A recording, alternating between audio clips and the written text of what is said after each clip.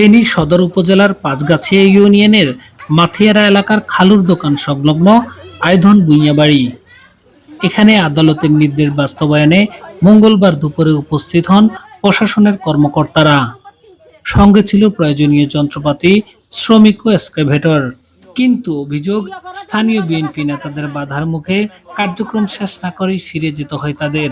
আদালতের নথি সূত্রে জানা যায়, দেওয়ানি মামলার রায়ে নালিশি জমিতে স্থিত অবস্থা আদেশ অমান্য করে নির্মিত রাস্তা অপসারণের নির্দেশ দেন ফেনীর যুগ্ম জেলা জজ প্রথম আদালত।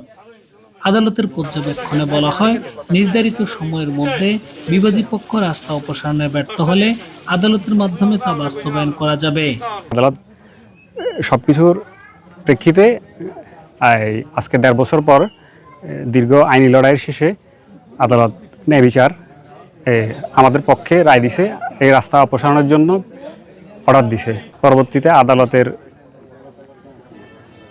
আদেশের অনুকূলে এই রাস্তা অপসারণের কাজে কোর্ট এবং আইন প্রয়োগকারী সংস্থা আজকে আসছে। এখন আইন প্রয়োগকারী সংস্থাকে বাধা দেওয়ার কারণে তারা তাদের এই যে আদালত যোগের যে অপসারণ কার্য এটি করতে পারে নাই। এখন আমি আদালতের কাছে এবং আপনাদের কাছে এবং হচ্ছে গিয়ে প্রশাসনের কাছে এবং আইন প্রয়োগকারী সংস্থার কাছে ন্যায্য বিচার চাই। মামলার বাদী পক্ষের দাবি, আদালতের নির্দেশ বাস্তবায়নে প্রশাসনের সহায়তা চাওয়া হলে সংশ্লিষ্ট কর্মকর্তারা ঘটনাস্থলে উপস্থিত হন। কিন্তু স্থানীয় বিএনপি নেতাদের বাধার কারণে আদালতের রায় কার্যকর করা সম্ভব হয়নি। বিএনপি নেতারা বলেন, আদালতের রায়ের প্রতি তারা শ্রদ্ধাশীল। সমঝোতার মাধ্যমে বিষয়টি নিষ্পত্তির চেষ্টা চলছে।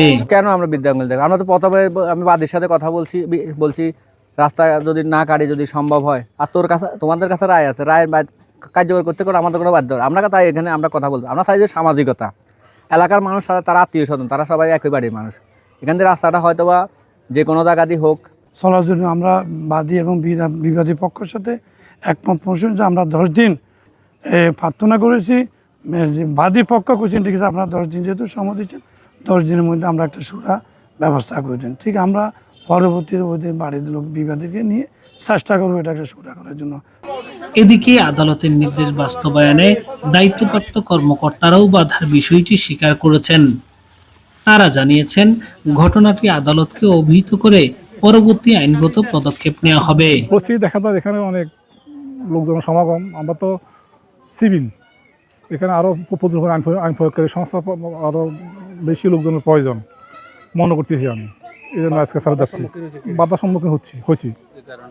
বললো এটা মেশিন থেকে বললো, তার মেশিনটা আটকাই দিয়েছে জনগণ, এই জন্য দিকে আসতে পারে না, যেন আমি কাজটা বাস্তবায়ন করতে পারি নাই। এটা আদালত দিয়ে আমি রিপোর্ট করবো।